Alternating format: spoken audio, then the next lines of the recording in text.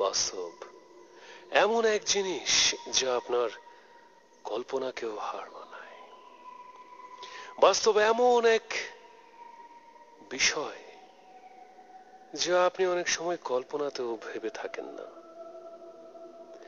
মানুষের জীবনে প্রতি মুহূর্তে অদ্ভুত অদ্ভুত অভিজ্ঞতার সম্মুখীন হই আমরা। Welcome to the world of horror.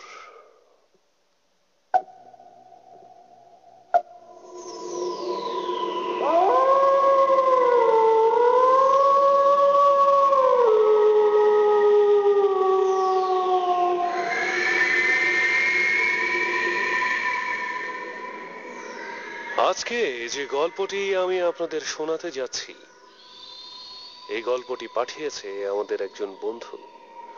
গল্প নয়, বলা চলে এটা তার জীবনের একটা উপাখ্যান, তার জীবনে ঘটে যাওয়া একটি ভয়ঙ্কর মুহূর্তের কথা।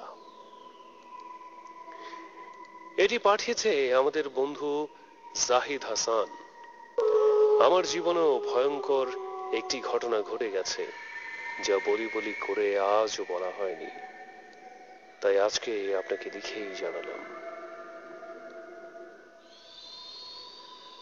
আমাদের গ্রামের নাম মাটি ঢেলা। বড় অদ্ভুত আমাদের গ্রামটি। শান্ত নিভৃত পল্লী বলতে যা বোঝায়, অনেকটা এমনই ছিল মাটি ঢেলা।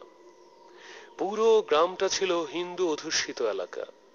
হাতে গোনা দু একটি বাড়ি মুসলিম পরিবার। আমি যে ঘটনাটি বলতে যাচ্ছি, এই ঘটনাটি আজ থেকে ৩৫ বছর আগের ঘটনা। তখন আমি অনেক ছোট, ক্লাস 3-তে বা 4-এ এরকম কিছু একটা হবে পড়ছি। এই মুহূর্তে ঠিক মনে পড়ছে না।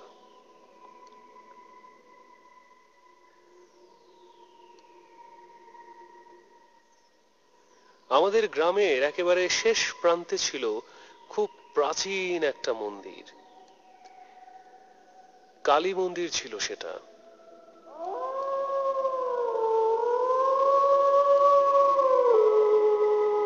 প্রতি বছর সেখানে কালী পুজো হতো। পুজোর সময় তাতে আমরা খুব আনন্দ করতাম, কিন্তু সন্ধ্যা হলেই আর বাড়ি থেকে আমাদের বের হতে দেয়া হতো না। কেন হতে দেয়া হতো না তা আজও আমার কাছে পরিষ্কার নয়। যদিও আমরা হাতে গোনা মাত্র 3-4টি পরিবার ছিলাম মুসলিম, তারপরেও সবার সাথে বেশ সৌহার্দ্যপূর্ণ সম্পর্কই ছিল আমাদের। কালী মন্দিরের পাশ ঘেরে ছোট একটা খালের মতো বয়ে গেছিল দীর্ঘ পথ ধরে। ছোটবেলায় আমরা অনেকে দল বেঁধে গিয়ে সেই খালে মাছ ধরতাম, গোসল করতাম।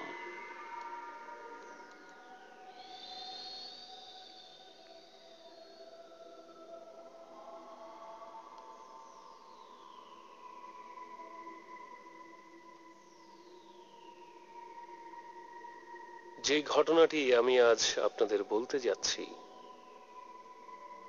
এই ঘটনাটা ঘটেছিল এক অমাবস্যার রাতে।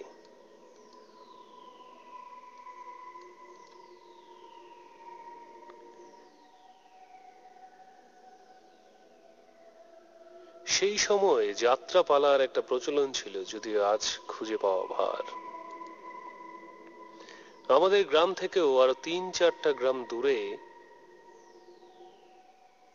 এক গ্রামে যাত্রা পালা হবে আমরা শুনতে পেলাম। আগেই বলেছি, সন্ধ্যার পরে বাড়ির বাইরে যাওয়া ছিল একেবারে নিষেধ, কিন্তু সেই সময় যাত্রা দেখার সেই দুর্দমনীয় ইচ্ছাটা আর আটকে রাখতে পারিনি। বন্ধু বান্ধব মিলে বুদ্ধি করে সেই দিন আমরা স্কুল থেকে আর বাড়ি ফিরিনি। বাসায় খবর পাঠিয়ে দিলাম যে আমরা পাশের গ্রামে খেলতে যাচ্ছি।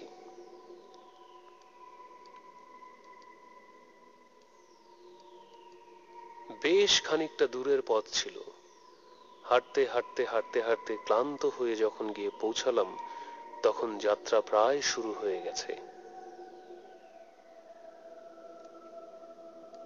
খুব মজা লাগছিল সেই দিন। যাত্রাপালা শেষ করে যখন আমরা বাড়ি ফিরছি তখন সন্ধ্যা ঘনিয়ে রাত হয়ে গেছে। সেই সময় পরিবহন ব্যবস্থা বলতে শুধুমাত্র হাঁটাই ছিল সম্বল। গ্রামের আঁকাবাঁকা মেঠো পথ ধরে আমরা তিনজন ফিরতে লাগলাম, কারণ যেই গ্রামে আমরা যাত্রা দেখতে গিয়েছিলাম সেই গ্রামেই ছিল আমাদের আরো দুটি বন্ধুর বাড়ি। যদিও ওরা বলেছিল রাতে থেকে যেতে, কিন্তু সেই সময় এতটা সাহস হয়নি বাড়ির বাইরে রাত কাটানোর। আর ঘটনার শুরু এখান থেকেই।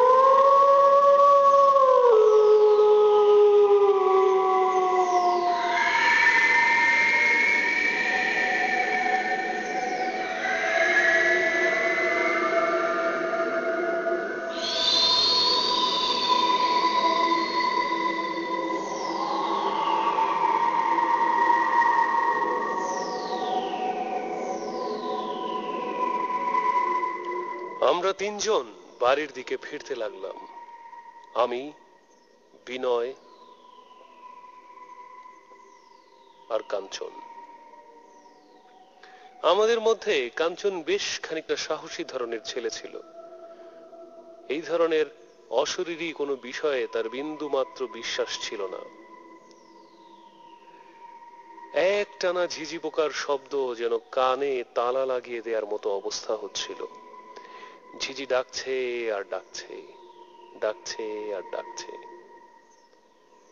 যদিও গ্রামের পথঘাট সবই আমাদের খুব পরিচিত, কিন্তু অমাবস্যার সেদিন রাতে হাঁটতে বেশ খানিকটা কষ্ট হচ্ছিল।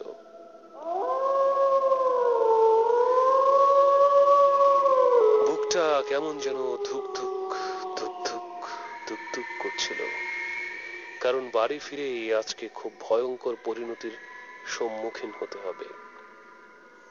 সেই সময় মোবাইল বা এই ধরনের কিছুই ছিল না, তাই বাড়ির সবাইও খুব চিন্তিত হয়ে পড়েছিল।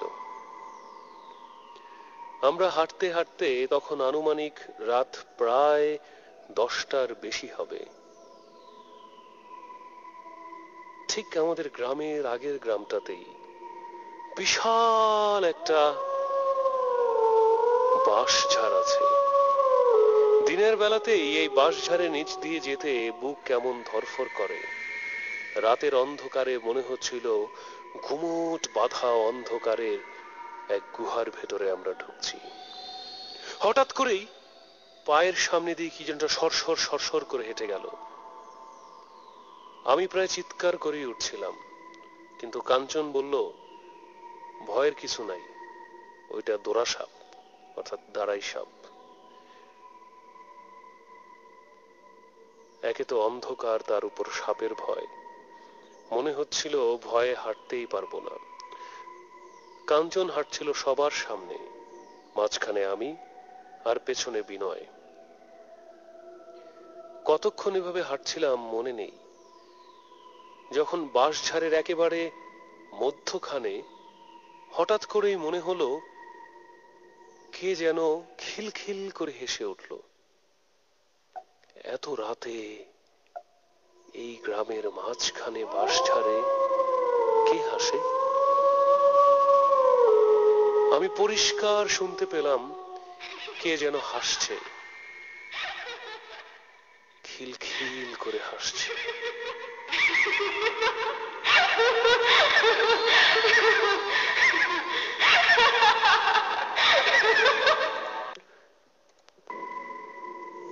হঠাৎ করেই আমি দাঁড়িয়ে গেলাম। পেছন থেকে বিনয় জিজ্ঞেস করলো, কিরে দাঁড়িয়ে গেলি যে? আমি বললাম, শুনতে পাচ্ছিস? বিনয় বলল, কি?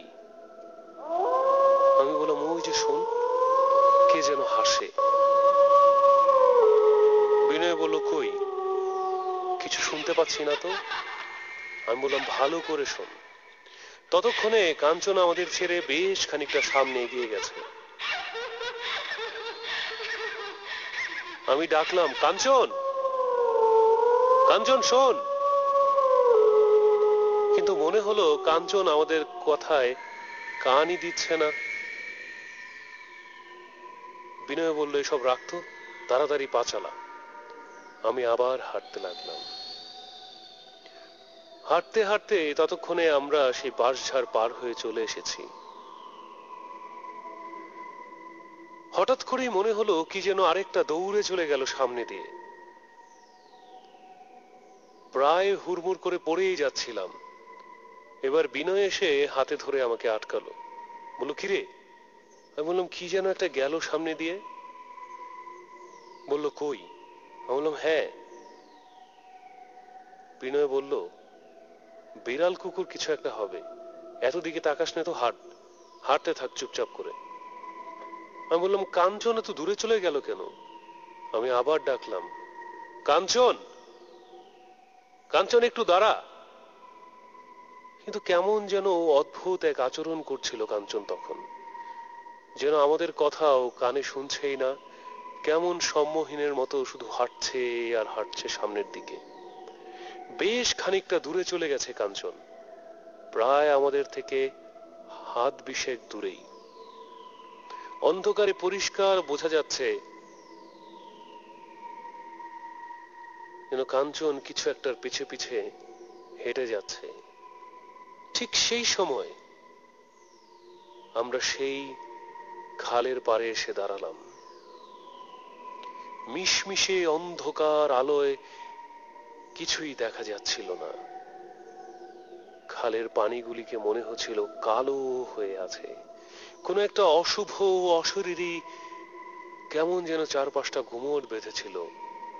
আর ঠিক সেই সময় আমি আবার শুনতে পেলাম, তবে এবার হাসি নয়, কে যেন দুমড়ে দুমড়ে কেঁদে উঠছে, কি যেন একটা বলতে চাইছে কান্নাকাটি করে। আমি বললাম, বিনয়, বিনয় শোন, কে যেন কাঁদে। বিনয় শুনতে পাচ্ছিস? আমার কথা শেষ হওয়ার আগেই কান্নার শব্দটা কেমন মিলিয়ে গেল। পরক্ষণেই আবার হাসির শব্দ। আমি বললাম, বিনয় শুনতে পাচ্ছিস? বিনয় বলল, ধুর বোকা, কি বলিস তুই, কোথায় হাসি কোথায় কি? ভারী যন্ত্রণায় পড়লাম। তাহলে আমি যে শুনতে পাচ্ছি। ততক্ষণে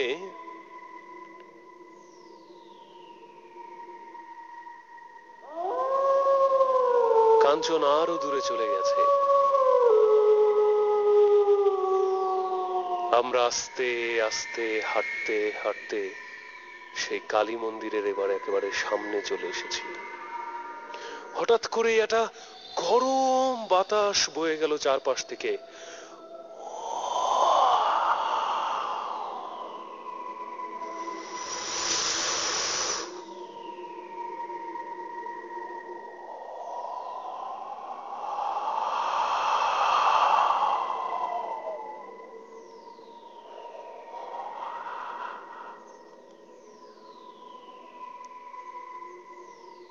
কেমন একটা গরম বাতাস, মনে হচ্ছিল গায়ের পশম পুড়ে গেছে।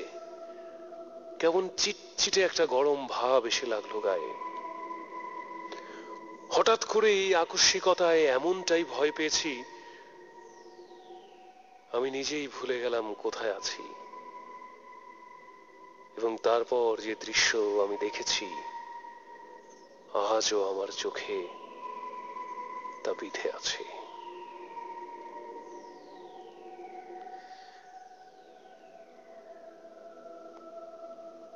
হঠাৎ করে অট্ট হাসির শব্দ। মনে হলো হচ্ছিল যেন কোনো পিশাচিনী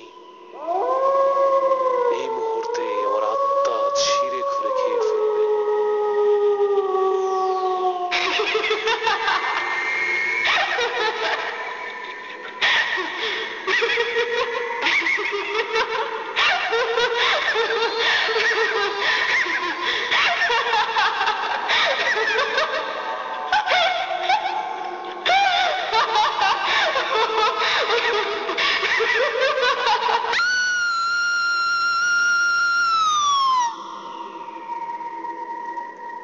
হঠাৎ করে এই আত্মচিৎকারে যেন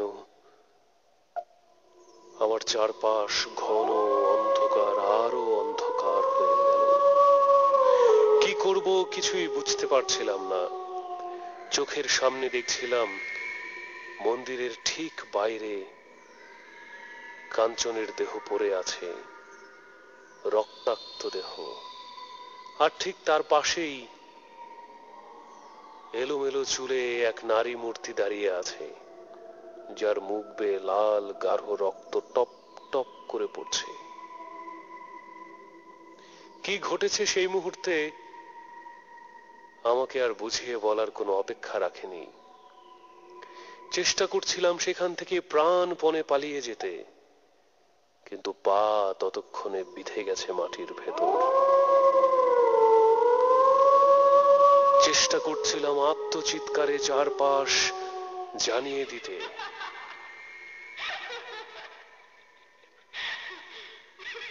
কিন্তু গলা দিয়ে একটি শব্দ বের হচ্ছিল না। আবারও সেই হাসির শব্দ। আস্তে আস্তে এবার সেই ভয়ঙ্কর নারী মূর্তিটি এগিয়ে আসছিল আমার দিকে।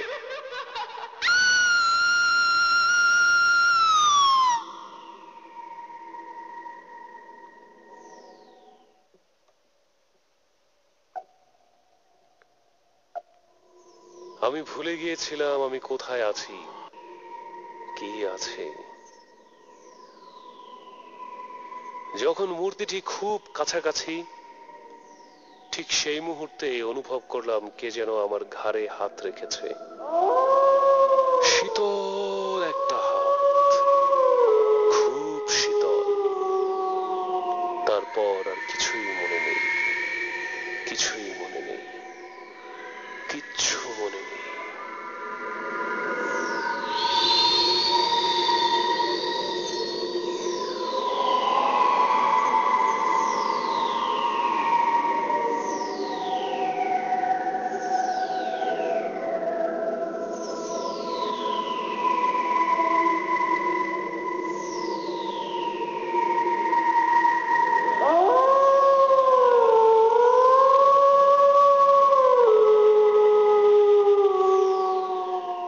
এরপর যখন জ্ঞান ফিরে, তখন আমাকে চারপাশ ধরে ঘিরে রেখেছে পুরো মহল্লার লোকজন। সবার হাতে লাঠি, কারো হাতে কুপি, কারো হাতে হারিকেন। জ্ঞান ফিরে আমি শুধু একবার মা বলে ডেকেছিলাম, তারপর আর মনে নেই। এভাবে বেশ কদিন চলে যায়। প্রায় 3 দিন অচেতন থাকার পর আমার জ্ঞান ফিরে। পরে মা বাবার কাছে সব শুনেছি। অনেক কবিরাজ ওঝা এসে অনেক ঝাড়াঝাড়িও করেছিল আমাকে, কিন্তু সেই ভয় আমার হৃদয় থেকে কখনোই মুছে যায়নি। কাঞ্চনের লাশ ঠিক যে জায়গাতে আমি দেখেছিলাম সেখানেই পাওয়া গিয়েছিল। কিভাবে কাঞ্চন মারা গিয়েছিল তা কেউই বলতে পারে না, তবে তার ক্ষতবিক্ষত লাশ দেখে মনে হচ্ছিল কোনো হিংস্র প্রাণী যেন খুবলে খেয়ে ফেলেছিল কাঞ্চনকে। যদিও ওই সময়ে আমাদের ওই এলাকায় প্রচুর শিয়ালের প্রকোপ ছিল, কিন্তু একটি শিয়াল কখনো এভাবে কামড়াতে পারে না মানুষকে। আমার কথা কেউ বিশ্বাস করেনি। পরবর্তীতে আমাকে আর কারো সঙ্গে কথা বলতেও দেয়া হয়নি বাড়ি থেকে। এর পরপরই আমাকে পাঠিয়ে দেয়া হয়েছিল গাজীপুরে আমার মামার কাছে। সেখান থেকে এখন আমার বয়স অনেক হয়ে গেছে, কিন্তু আমার এই ঘটনা আমি কখনোই কাউকে বলিনি, যদি আর কোনোদিনও গ্রামে যাওয়া হয়নি। আজও আমি ঢাকাতেই আছি। আজও অমাবস্যা আসলে বা পুজোয় কখনো কালী মন্দির দেখলে সেই দিনের সেই ঘটনার কথা আমার মনে পড়ে। আমি চোখের সামনে দেখতে পাই কাঞ্চনের লাশ পড়ে আছে।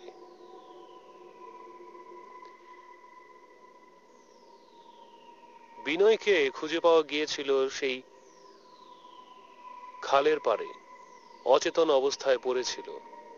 সবচেয়ে মজার বিষয় হলো ওর প্রায় কোমর পর্যন্ত খালের কাদা পানিতে ডোবানো ছিল। অল্পের জন্য রক্ষা পেয়েছিল বিনয়। সেই দিন আমাদের উপর দিয়ে কি গিয়েছিল তা আজও আমি বলতে পারি না।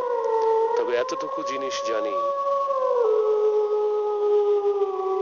কিছু একটা আছে যা হয়তো সেদিন আমাদের তিনজনকেই মেরে ফেলতে চেয়েছিল। ভাগ্যের জোরে বেঁচে গিয়েছিলাম আমি আর বিনয়, শুধু বাঁচতে পারেনি আমাদের বন্ধু কাঞ্চন। The truth is stranger than fiction. The truth is stranger